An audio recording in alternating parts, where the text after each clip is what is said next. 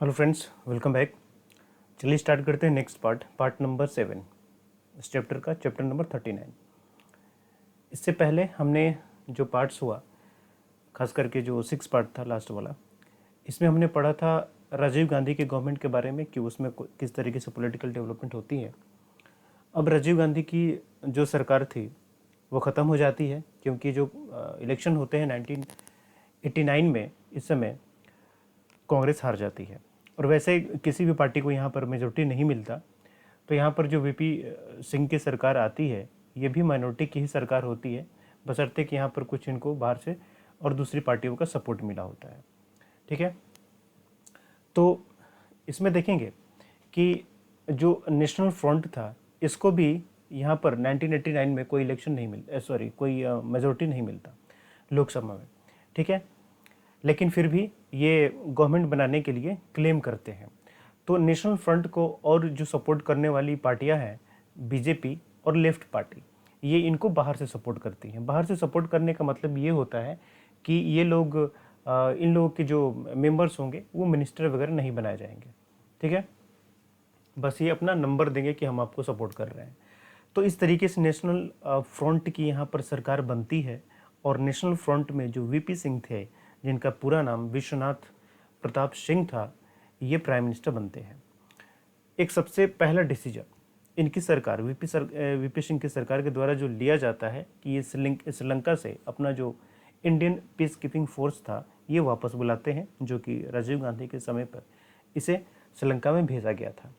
ठीक है, वीपी सिंह की सरकार बहुत ज़्यादा टाइम तक नहीं रहती है, लेस देन 1 ईयर, 1 साल से कम ही समय तक रहती है। और इसी बीच ये कुछ प्रॉब्लम्स फेस करते हैं। वो कुछ प्रॉब्लम्स क्या थी? कश्मीर सिचुएशन। कश्मीर में धीरे धीरे जो मिलिटेंसी थी वो इनक्रीज कर रही थी। तो हम देख चुके हैं 1980s और 90s के टाइम पर से, यानी कि 80s के टाइम पर ही, जो 80s था, 80s के टाइम पर से वहाँ पर मिलिटेंसी इंक्रीज कर रही थी। तो इसी चीज़ को ध्यान में रखते हुए आप देखेंगे कि यहाँ पर जम्मू एंड कश्मीर में एक इवेंट होता है। वो इवेंट किया था कि कश्मीर में दिसंबर 1989 में यहाँ पर जम्मू कश्मीर लिबरेशन फ्रंट के कुछ मिलिटेंट होते हैं। वो क्या करते हैं कि इंडिया के यूनियन होम मिनिस्टर जो मुफ्ती मोहम्मद सईद थे, इनकी डॉटर को किडनैप कर लेते हैं ये लोग। और किडनैप करने के बाद रिटर्न में डिमांड क्या मांगते हैं? रिटर्न में ये डिमांड ये मांगते हैं कि इनके जो संगी साथी जो मिलिटेंट है, जिसको सेंट्रल गवर्नमेंट में जेल में बंद कर रखा है, उनको ये छोड़ दें, तब ये इस लड़की को छोड़ देंगे। तो इनके डॉटर को फिर सेव करने के लिए यहाँ पर सरकार क्या करती है, ये जो मिलिटेंट्स रहते हैं इनको छोड़ दिया जाता है। ठीक है, तो ये एक इशू आपको देखने को मिलेगा। दूसरी चीज़, मंडल कमीशन का रिपोर्ट। हमें पता है कि मंडल कमीशन जो था, जिसको हम बैकवर्ड कमीशन के नाम से भी जानते हैं, अदर बैकवर्ड कमीशन, तो इसको अपॉइंट किया गया था मेनली बैकवर्ड जो कम्युनिटी है, अदर बैकवर्ड कम्युनिटी, उसके रिगार्डिंग, उसको रिजर्वेशन देने के रिगार्डिंग। तो इस कमीशन ने, मंडल कमीशन ने भी यहाँ पर आपको देखेंगे 1980 में ही जो अपना रिपोर्ट दिया था, इसमें इन्होंने कहा था कि जो अदर बैकवर्ड कमिटीज़ हैं, अदर बैकवर्ड जो कास्ट है, इनको भी यहाँ पर रिजर्वेशन मिलना चाहिए। SC ST को रिजर्वेशन मिलता है 21%। ठीक है, अब 21% के अलावे यहाँ पर OBC को भी रिजर्वेशन मिलना चाहिए। और इसके साथ साथ OBC को एज में भी रिलैक्सेशन मिलनी चाहिए जितनी SC ST को मिलती है। ठीक है, तो मेनली यहाँ पर रिलैक्सेशन देने की या फिर रिजर्वेशन की बात कही गई थी मंडल कमीशन के द्वारा, और इस गवर्नमेंट ने उस मंडल कमीशन के रिकमेंडेशन को इम्प्लीमेंट करना स्टार्ट किया। ठीक है, इसी बीच एक और इवेंट होता है। वो इवेंट क्या था कि यहाँ पर जो बीजेपी के पार्टी प्रेसिडेंट LK अडवाणी थे, इन्होंने एक रथ यात्रा शुरू की। ठीक है, रथ यात्रा शुरू करते हैं, जिसको राम रथ यात्रा के नाम से जाना जाता है। ये स्टार्ट होगा सोमनाथ से सितंबर 1990 में, और ये अयोध्या में जाके ख़त्म होगा। ठीक है, तो ये पूरा भारत भ्रमण करते हुए इस तरीके से जाते हैं। जब इनकी रथ यात्रा बिहार पहुंचती है, ठीक है, जब बिहार पहुंचती है तो उसमें बिहार के जो चीफ मिनिस्टर थे लालू यादव थे। तो लालू यादव ने क्या किया कि नीतीश कुमार को अरेस्ट कर लिया, क्या बोल रहा हूँ मैं भी, LK अडवाणी को इन्होंने अरेस्ट कर लिया। तो इन LK अडवाणी को अरेस्ट करने के बाद अब यहाँ पर बीजेपी क्या कहती है सेंट्रल गवर्नमेंट से कि आप कहिए इनको छोड़ने के लिए, ठीक है। तो एक्चुअली ये प्रिवेंटिव डिटेंशन के अंडर में इनको रखा जाता है। आपको पता है ना प्रिवेंटिव डिटेंशन क्या होता है, यानी कि कोई आगे होने वाला, इनको बिहार सरकार को ऐसा लगता है कि आगे कोई दंगा हो सकता है, कम्युनल टेंशन हो सकता है, तो उसके रिगार्डिंग यहाँ पर प्रिवेंटिव डिटेंशन के तौर पर एल.के. आडवाणी को रखा जाता है, ठीक है। तो बीजेपी कहती है सेंट्रल गवर्नमेंट से कि आप छोड़िए इनको, लेकिन सेंट्रल गवर्नमेंट जो वीपी सिंह की सेंट्रल गवर्नमेंट थी, इन्होंने मना कर दिया छोड़ने से। आपको पता है कि वीपी सिंह की सरकार को बीजेपी सपोर्ट कर रही थी बाहर से, तो बीजेपी ने कहा कि हमारे लीडर को पकड़ लिया और हमारे लीडर को नहीं छोड़ोगे, तो लो भाई। तो इन्होंने बीजेपी ने क्या किया कि सपोर्ट खींच लिया। उसके बाद क्या होती है कि वीपी सिंह की सरकार गिर जाती है और फाइनली वीपी सिंह नवंबर 1990 में रिजाइन दे देते हैं। इस तरीके से वीपी सिंह का सरकार खत्म, जो 1 साल से भी कम समय तक रहता है, गिर जाता है। अब इसके बाद वीपी सिंह की जब सरकार गिर जाती है तो कुछ लोग क्या करते हैं कि इस पार्टी से अलग हो जाते हैं, जो नेशनल फ्रंट पार्टी थी उससे अलग हो जाते हैं। उसमें से कुछ नाम मिलेगा चंद्रशेखर और देवीलाल। ये लोग अपने लोगों के साथ, कुछ इनके भी लोग थे, इनके सपोर्टर जो थे उनके साथ ये उनसे अलग हो जाते हैं और ये दूसरी पार्टी बनाते हैं जिसका नाम होता है समाजवादी जनता पार्टी, ठीक है। अब ये क्या करते हैं कि कांग्रेस के सपोर्ट से, यहाँ पर अब कांग्रेस क्या करती है, सपोर्ट करती है समाजवादी जनता पार्टी को, और इसके सपोर्ट से क्या होता है कि यहाँ पर समाजवादी जनता पार्टी सरकार बनाती है सेंटर में, और इसके चीफ मिनिस्टर बनते हैं कौन, Chandrashekhar Azad, sorry prime minister बनते हैं चंद्रशेखर आज़ाद। अरे यार मैं क्या क्या बोल रहा हूँ मैं, चंद्रशेखर नॉट आज़ाद, ओके वो तो इंडिपेंडेंस से पहले थे। चंद्रशेखर को यहाँ पर प्राइम मिनिस्टर बनाया जाता है। अब एक्चुअली क्या है कि चंद्रशेखर आज़ाद ही ज़्यादा यूज़ होता है, तो एक हैबिट हो जाती है, तो अपने आप चंद्रशेखर आज़ाद आ ही जाता है, ओके। तो ये चंद्रशेखर आज़ाद नहीं थे, इनका बस नाम चंद्रशेखर था। ये यूपी के बलिया साइड के रहने वाले थे, ओके। तो खैर अब जो ये प्राइम मिनिस्टर बनते हैं तो इनके कार्यकाल के दौरान कुछ यहाँ पर काम किए जाते हैं। इकॉनमी ट्रबल में रहती है। आप देखेंगे कि जो हमारा फॉरेक्स रिजर्व था ये काफ़ी कम हो गया था, बहुत ही कम, इतना कम कि हम अपने फॉरेन जो डेट है वो भी नहीं चुका सकते हैं, ठीक है। और मेनली जो था फिजिकल इम्बैलेंस की वजह से था, हमारा जो खर्चा था वह काफ़ी ज़्यादा था, इनकम बहुत कम था, और अब फॉरेन करेंसी भी हमारे यहाँ आती नहीं थी क्योंकि हम बहुत ज़्यादा एक्सपोर्ट वगैरह भी नहीं करते थे। इसके साथ साथ आप गल्फ़ वार देखेंगे जिसकी वजह से जो ऑयल प्राइसेस थी ये काफ़ी ज़्यादा हो गई थी। तो उस समय जो फिनेंस मिनिस्टर हुआ करते थे यशवंत सिंह, इन्होंने किसी तरीके से करके जो IMF है इसको कन्विंस कर लिया लोन के लिए, ठीक है। और इसके एवज में IMF ने भी कुछ कंडीशन रखा था कि आप अपनी इकोनॉमी को थोड़ा सा लिबरलाइज करेंगे। तो यशवंत सिंह ने इस पे बात मान ली और कहा कि हम इकोनॉमी को भी थोड़ा सा रिफॉर्म्स लाएंगे इकोनॉमी में, ठीक है। लेकिन इसी बीच देखेंगे कि जब चंद्रशेखर की सरकार बजट पेश करने जाती है तो बजट पेश करने से पहले यहाँ पर आपको प्रेसिडेंट स्पीच होता है, ठीक है। तो प्रेसिडेंट स्पीच के जस्ट बाद आप देखेंगे कि यहाँ पर जो कांग्रेस पार्टी थी ये अपना सपोर्ट खींच लेती है, एकदम जिस तरीके से वहाँ पर हुआ था 1977 में भी हुआ था। कांग्रेस की पार्टी ने सरकार से अपना समर्थन खींचा था। अगेन यहाँ पर कांग्रेस पार्टी की सरकार चंद्रशेखर के गवर्नमेंट से अपना समर्थन खींच लेती है और चंद्रशेखर की गवर्नमेंट क्या होती है, गिर जाती है। तो ये फुल अपना बजट भी नहीं पेश कर पाते हैं, ठीक है। और इसी बीच क्या हुआ कि जो other global credit rating agencies थी इन्होंने इंडिया को वॉच लिस्ट में रख दिया। अब वॉच लिस्ट रखने की वजह से ये क्या है कि आपका स्टेटस खराब हो गया, तो इसलिए आपको शॉर्ट टर्म लोन्स भी नहीं मिल सकते। यहाँ तक नौबत आ गई थी कि गवर्नमेंट जो है अपनी सॉवरेन पेमेंट्स में भी डिफ़ॉल्ट होने वाले थी। जो लोन लेने अपने लिए हुए हैं उसके भी कुछ प्रिंसिपल और इंटरेस्ट चुकाने हैं, वो नहीं चुका सकते। आपने कुछ डेट वगैरह बॉन्ड वगैरह इशू किया है उसको चुकाना है तो वो नहीं चुका सकते, ठीक है। तो गवर्नमेंट ही यहाँ पर दिवालिया होने के कगार पे थी, ठीक है। तो फाइनली इनकी सरकार गिर जाती है और चंद्रशेखर क्या होते हैं कि 1991 मार्च में ये रिज़ाइन कर देते हैं, ठीक है। इसके बाद 1991 में इलेक्शंस होते हैं। इलेक्शन में अब देखेंगे कि जो फर्स्ट फेज़ का इलेक्शन होता है वो मई में होता है, ओके। और दूसरा इलेक्शन होने वाला होता है दूसरे फेज़ का जून में। तो फर्स्ट फेज़ के इलेक्शन के बाद दूसरे फेज़ के इलेक्शन के लिए जब कैंपेन होता है तो तमिलनाडु में कैंपेन करते हुए यहाँ पर राजीव गांधी का एसेसिनेशन हो जाते हैं और राजीव गांधी मारे जाते हैं। उसके बाद जब दूसरे फेज़ का इलेक्शन होता है इनके एसेसिनेशन के बाद, तो आप ये देखेंगे रिजल्ट में कि फर्स्ट फेज़ में कांग्रेस को उतनी मेजोरिटी या उतने वोट नहीं मिलते हैं जितने वोट इनको सेकंड फेज़ में मिलते हैं। अगेन यहाँ पर जो एक इमोशनल कैरेक्टर होता है ना, इमोशनल पार्ट यहाँ पर काम किया राजीव गांधी के एसेसिनेशन के बाद, जैसे कि इंदिरा गांधी के एसेसिनेशन के बाद यहाँ पर काम होता है। तो सेकेंड फेज में कांग्रेस को काफ़ी ज़्यादा यहाँ पर वोट मिलते हैं, काफ़ी अच्छी पोजीशन में आप देखेंगे कि कांग्रेस लार्जेस्ट पार्टी के तौर पर 244 सीटों के साथ यहाँ पर आती है इलेक्शन में। ठीक है, तो फाइनली यहाँ पर क्या होता है कि कांग्रेस की सरकार बनाई जाती है। वैसे कांग्रेस को 244 ही सीट मिलता है, ये मेजोरिटी वाला सीट नहीं है, इसको और भी पार्टियों की सपोर्ट चाहिए होती है। ठीक है, तो और भी जो इनकी सहायक पार्टियां होती हैं उनके साथ ही सरकार बनाते हैं। और सरकार में प्राइम मिनिस्टर बनता कौन है? पीवी नरसिम्हा राव। पीवी नरसिम्हा राव खुद ये इलेक्शन नहीं लड़े थे, बाद में ये फिर आपको आंध्र प्रदेश में नंडियाल से ये लोकसभा के सीट पर इलेक्शन लड़के ये लोकसभा पहुंचते हैं। ठीक है, तो इस तरीके से नरसिम्हा राव की सरकार बनती है। नरसिम्हा राव की सरकार के सबसे बड़ा एक बेनिफिट ये कहें, जो हम इकोनॉमिक रिफॉर्म पढ़ते हैं 1991 का, ये सबसे बड़ा अचीवमेंट होता है।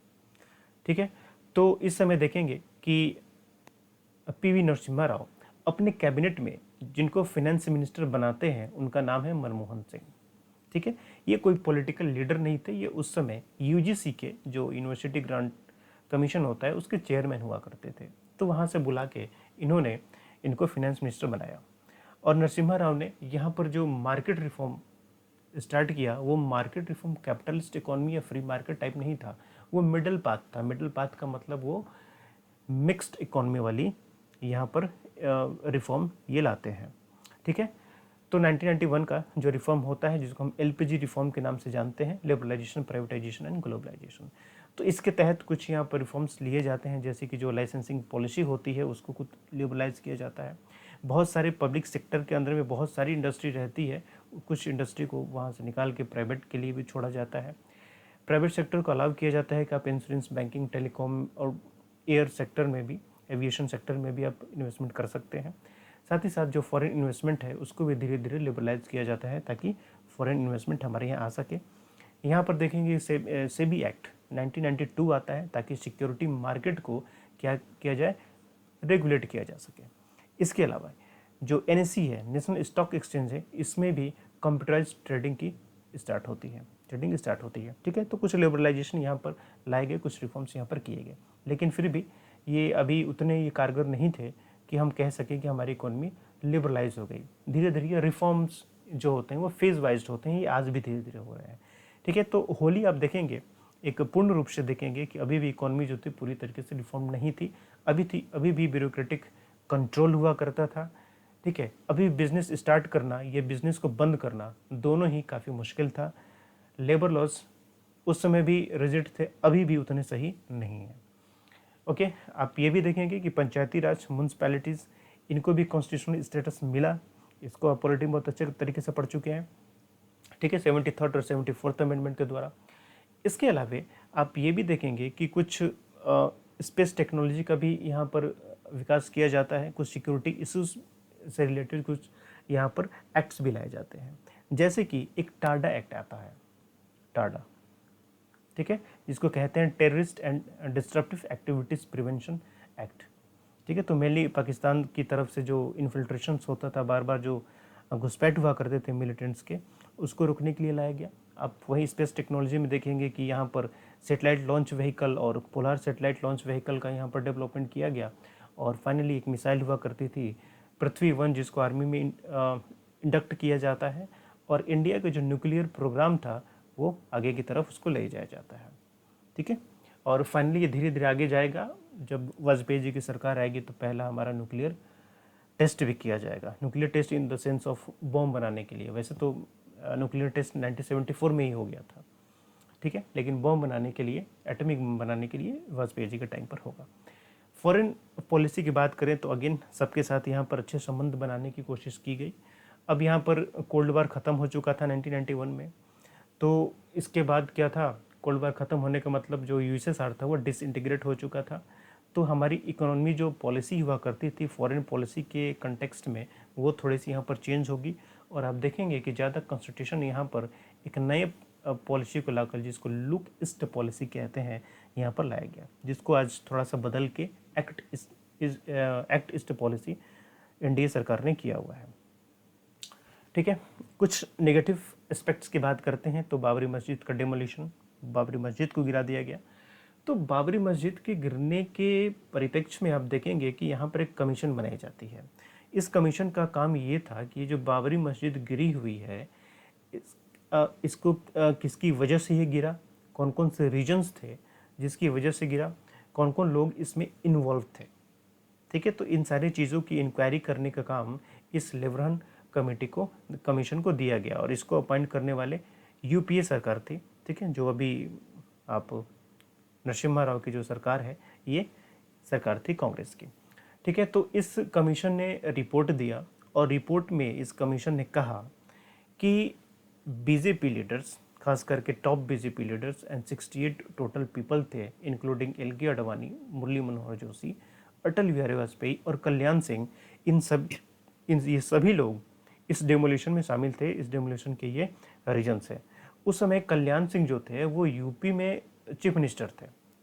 ठीक है, तो इस रिपोर्ट में ये कहा गया कि इसको गिराने के लिए यूपी के चीफ मिनिस्टर कल्याण सिंह का सबसे बड़ा योगदान रहा है, और इनकी वजह से गिरा है। इस रिपोर्ट में ये भी कहा गया कि इसको डिमोलिश करने में सेंट्रल गवर्नमेंट का कोई योगदान नहीं है, और सेंट्रल गवर्नमेंट इसमें कोई दोषी नहीं है। तो ये तो नॉर्मल बात है ना, कि जिस कमीशन को सेंट्रल गवर्नमेंट ने अपॉइंट किया हुआ है, वो तो सेंट्रल गवर्नमेंट के अगेंस्ट बोल ही नहीं सकता। ठीक है, तो ये तो बहुत पुरानी बात है जो आज तक भी चलती आ रही है। Okay, next, corruption scandal. यहाँ पर नरसिम्हा राव पर एक दोष भी लगाए जाते हैं। ये दोष क्या थे? ये थे कि अब चूंकि हमें पता नहीं, कांग्रेस की जो सरकार थी ये भी कोलिजन की सरकार थी, क्योंकि इनके पास भी मेजोरिटी नहीं थी।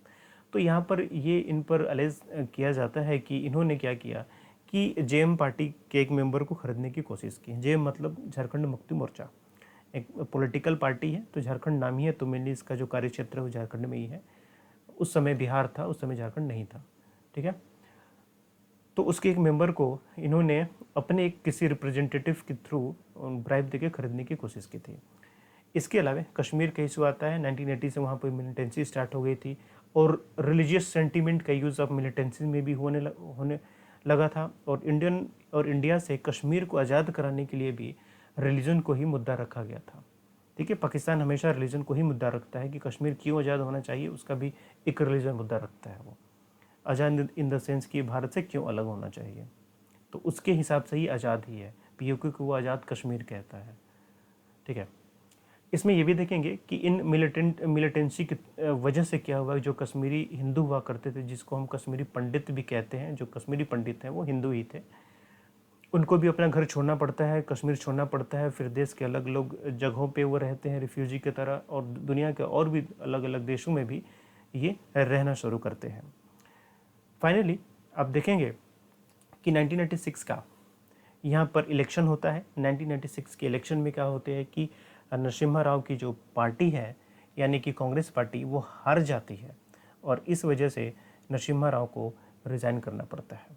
और मेनली ये जो इलेक्शन हुए थे वो 3 थीम पर लड़े गए थे। एक अयोध्या, इकोनॉमी एंड करप्शन के मुद्दे पर लड़े गए थे। यहाँ पर जो सबसे बड़ी पार्टी निकल के सामने आती है वो है बीजेपी, जिसको 161 वोट मिलते हैं, और बाकी बीजेपी की जो सहायक पार्टियाँ थी, जैसे कि समता पार्टी, शिवसेना, हरियाणा विकास पार्टी, इन सबको मिला के 26, यानी कि पूरे एनडीए को मिला कर कहें तो हम बीजेपी और उसके एलआई के साथ 187 सीट्स मिली हुई थी।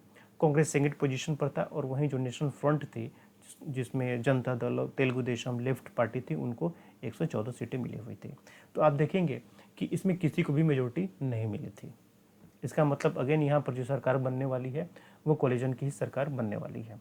लेकिन उससे पहले एक और टॉपिक आता है, राइज ऑफ दलित वॉइस। आप देखेंगे कि आज़ादी के बाद जो दलित को रिप्रेजेंट करने वाले थे वो थे अंबेडकर। अंबेडकर के बाद एक नाम आता है जगजीवन राम।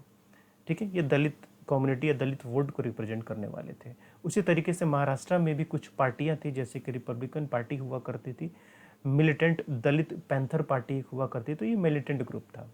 ठीक है, तो ये लोग भी क्या करते, दलित को रिप्रेजेंट करते थे। बाद में अब 1970s में देखेंगे कांसीराम एक नाम आता है, ये एक गवर्नमेंट एम्प्लॉई थे। तो गवर्नमेंट छोड़ के ये फिर क्या करते हैं, एक फेडरेशन बनाते हैं, ऑर्गेनाइजेशन बनाते हैं, जिसका नाम था all India backward and minority communities employ federation. Mainly इसमें कौन सदस्य होते हैं, इसमें वो जो दलित गवर्नमेंट एम्प्लॉय होते हैं ये उसके सदस्य होते हैं। बाद में कांसीराम एक नई पार्टी भी बनाते हैं जिसको हम बीएसपी के नाम से जानते हैं, जो आज भी है बहुजन समाज पार्टी, जिसका मेनली कार्य क्षेत्र जो है वो उत्तर प्रदेश में ही है। तो भले ही एक दलित रिलेटेड पार्टी थी, लेकिन आजकल ये प्योरली दलित पार्टी नहीं है, इसमें हर कम्युनिटी के लोग हैं, दलित भी हैं, फॉरवर्ड कास्ट भी है, मुस्लिम है। ठीक है, तो आज ये काफ़ी मिक्स है, लेकिन कहीं ना कहीं ये मुद्दे दलित वाले ही रखते हैं। ठीक है, तो यहाँ पर रिप्रेजेंट करने की कोशिश करते हैं। और बीएसपी की एक लीडर ही है मायावती, आपने सुना ही होगा, जो 1995 में वो उत्तर प्रदेश की सीएम बनती है। तो मायावती ये पहली ऐसी दलित महिला है जो किसी स्टेट के सीएम बनती है। ठीक है, तो ये एक चीज़ फैक्ट है, आपको याद रखना है। इसके बाद इलेक्शंस तो हो गए 1996 में, किसी को मेजोरिटी नहीं मिलती है। तो यहाँ पर अब देखेंगे कि जो बीजेपी थी, बीजेपी यहाँ पर आगे आती है कि हम सरकार बनाएंगे, और यहाँ पर वाजपेयी जो थे इनको प्राइम मिनिस्टर बनाया जाता है। लेकिन वाजपेयी जी के पास कॉन्फिडेंस वोट तो रहता नहीं है, तो इसलिए ये क्या करते हैं कि पहले ही रिजाइन कर देते हैं। तो करीब 13 दिनों तक, ये 13 डेज तक ये प्राइम मिनिस्टर रहते हैं। ठीक, तो अब इसके बाद क्या था कि अब बीजेपी के बाद सबसे बड़ी पार्टी जो थी वो कांग्रेस थी, लेकिन कांग्रेस ने भी कहा कि नहीं, we are not interested to make government. ठीक है, तो ये गवर्नमेंट बनाना ही नहीं चाहते थे। तो इसके बाद अब आप देखेंगे कि एक नई पार्टी का गठन होता है जिसका नाम था यूनाइटेड फ्रंट। यूनाइटेड फ्रंट में कौन कौन लोग थे, ये यूनाइटेड फ्रंट में करीब 13 पार्टीज, जिसमें नेशनल फ्रंट भी था, तमिल मनीला कांग्रेस, डीएमके, असम गण परिषद, ये सारी पार्टियाँ, बहुत सारी पार्टियाँ मिला के एक नई पार्टी बनी थी यूनाइटेड फ्रंट।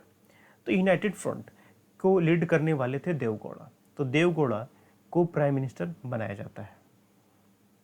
ठीक है, और इन देवगौड़ा की गवर्नमेंट को यहाँ पर कांग्रेस भी क्या करती है, बाहर से सपोर्ट करती है। ओके, लेकिन अब ये देखेंगे कि इस गवर्नमेंट में कम्युनिस्ट भी बाद में ज्वाइन करते हैं, लेकिन बाद में आप अप्रैल 1997 में ये देखेंगे कि कांग्रेस क्या करती है, अपना सपोर्ट खींच लेती है।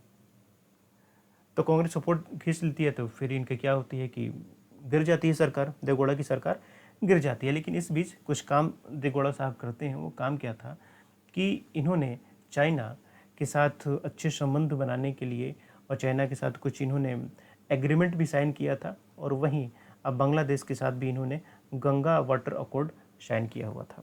साथ ही साथ जो कम्प्रिहेंसिव टेस्ट बैंड ट्रीटी थी, जिस पे हम साइन नहीं कर रहे थे, उसको भी इन्होंने आगे बढ़ाया। ओके, तो ये सारी चीज़ें हुई। फिर अब देखेंगे कि देवगौड़ा के सरकार के गिरने के बाद यहाँ पर कांग्रेस के साथ आई.के. गुजराल का एक एग्रीमेंट होता है कि हमें अभी इलेक्शन नहीं कराना चाहिए, क्योंकि इलेक्शन तो अभी 1996 में हुआ ही है। फिर 1997 में फिर इलेक्शन का मतलब क्या हो रहा है, यानी लगातार आप देखेंगे कि 89 से इलेक्शन ही होते आ रहे हैं, कोई सरकार कार्यकाल पूरा भी नहीं कर रही है 89 के बाद। तो इसलिए यहाँ पर इलेक्शन को अवॉइड करने के लिए यहाँ पर आई.के. गुजराल के नेतृत्व में यहाँ पर सरकार बनती है। अगेन यहाँ पर कांग्रेस क्या करती है, आई.के. गुजराल को सपोर्ट करती है। ठीक है, तो अब यहाँ पर आई.के. गुजराल की सरकार बनने के बाद सबसे इम्पोर्टेंट चीज़ यहाँ पर गुजराल डॉक्ट्राइन आता है। गुजराल डॉक्ट्राइन में मेनली 5 प्रिंसिपल्स बताए गए हैं। ये 5 प्रिंसिपल्स वो चीज़ हैं जो ये बताती हैं कि किस तरीके से हमें अपने नेबर कंट्री के साथ रिलेशन रखने चाहिए। ठीक है, तो इनका कहना था कि जैसे नेपाल, बांग्लादेश, भूटान, मालदीव, श्रीलंका, ये सब हमारे नेबरिंग कंट्रीज़ हैं, इनसे हमें क्या करना चाहिए। India does not ask for reciprocity but give all that it can in good faith और ट्रस्ट। यानी इंडिया इनको इनकी सहायता करनी चाहिए, इंडिया को वो सारी चीज़ें इन्हें देनी चाहिए जो उनको ज़रूरत है, लेकिन हमें रिसिप्रोशल में यानी कि रिवर्स में, उसके रिटर्न में हमने उनसे कुछ मांगना नहीं चाहिए या उनसे कुछ अपेक्षा नहीं करनी चाहिए, हमें यूनिलेटरली सहायता करनी चाहिए उनकी। ठीक है, ये चीज़ कहा इन्होंने। दूसरी चीज़ इन्होंने ये कहा कि साउथ एशिया की जो कंट्री है वो कभी भी एक दूसरे के खिलाफ अपनी टेरिटरी का यूज़ नहीं करेंगे। साथ ही साउथ एशिया की कोई भी कंट्री वो एक दूसरे के इंटरनल अफेयर्स में इंटरफेयर नहीं करेगी, वो एक दूसरे की टेरिटोरियल इंटीग्रिटी और सोवरेनिटी की भी रिस्पेक्ट करेंगे। इसके साथ साथ इन साउथ एशियन कंट्री के बीच में अगर कोई इशू है तो उसे बायलेटरल नेगोशिएशंस बैठ के मिलजुल के बातचीत के द्वारा उनको किया जाएगा कि सुलझाया जाएगा। ठीक है, तो ये इसको हम कहते हैं गुजराल डॉक्ट्रिन। ये आज भी इसका इम्पोर्टेंस है, आज भी हम इस चीज़ को फॉलो करते हैं।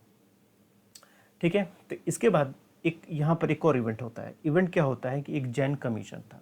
जैन कमीशन बनाया गया होता है कि राजीव गांधी का जो असैसिनेशन हुआ था उसकी इंक्वायरी के लिए जैन कमीशन बनाया जाता है।